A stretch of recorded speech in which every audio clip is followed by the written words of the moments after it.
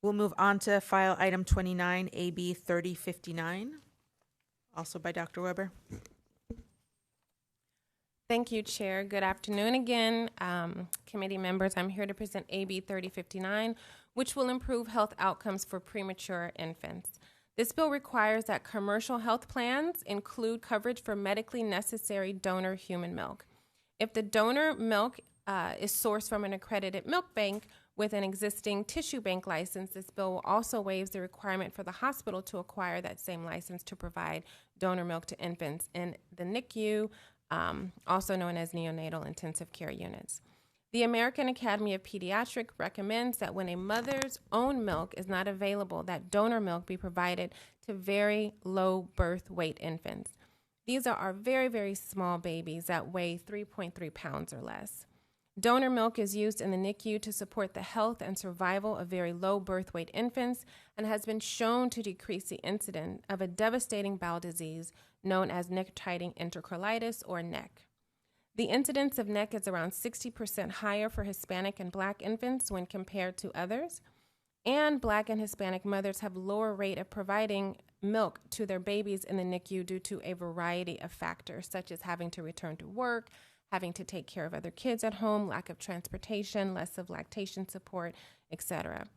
By passing AB 3059, we're helping close the health gap disparities beginning at birth.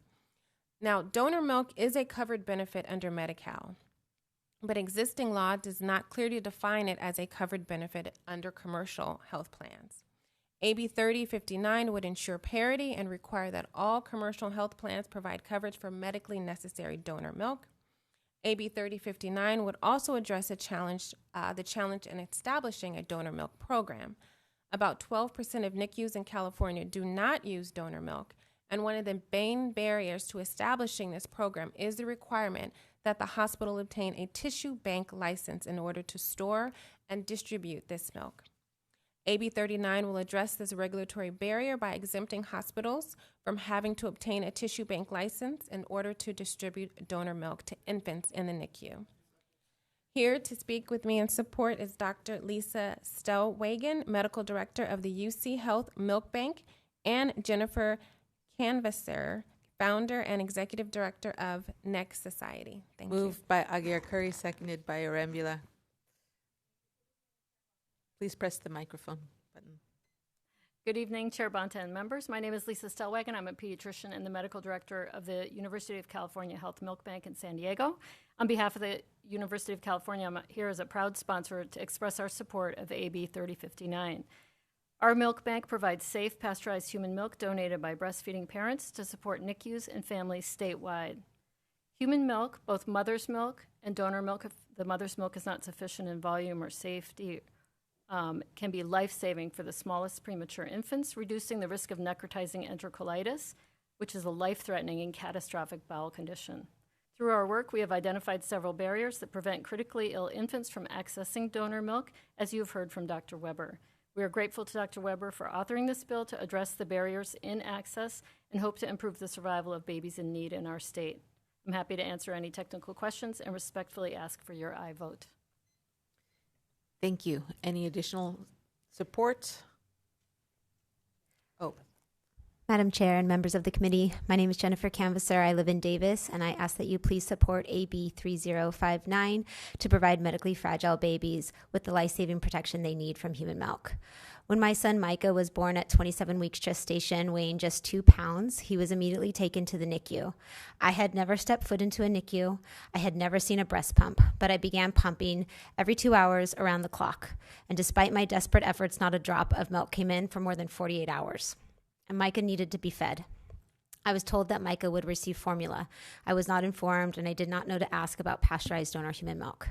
Despite his prematurity, Micah initially did well, but our lives changed forever when he was 6 weeks old and he was diagnosed with necrotizing enterocolitis, also known as NEC or NEC, a disease that I had never heard of. NEC caused Micah's intestines to become severely inflamed. He became painfully distended and he was intubated. His disease progressed aggressively, and within hours, Micah's intestines were necrotic, he was septic, and he needed multiple bowel resections. He went into renal failure, and his entire body became severely fluid overloaded to the point where he could not open his eyes or move any part of his body. Micah remained in the ICU, and just before his first birthday, I held Micah on my chest as he took his last breath, and he died from necrotizing enterocolitis. NEC terrorizes NICU families and clinicians. In the NICU, NEC comes on suddenly and progresses rapidly.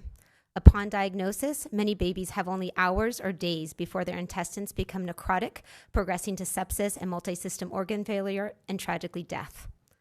After Micah passed, I founded the NEC Society because I know my story is not unique. The NEC Society is now the world's leading nonprofit working to advance NEC research and protective, equitable care. Mother's milk provides the most protection against NEC. If mother's milk is not available, then pasteurized donor human milk offers the next best protection.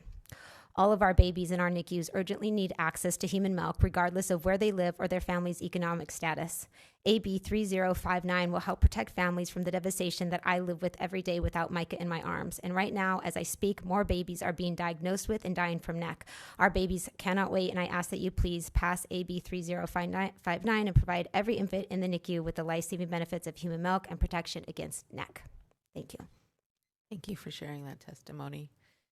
Others in support?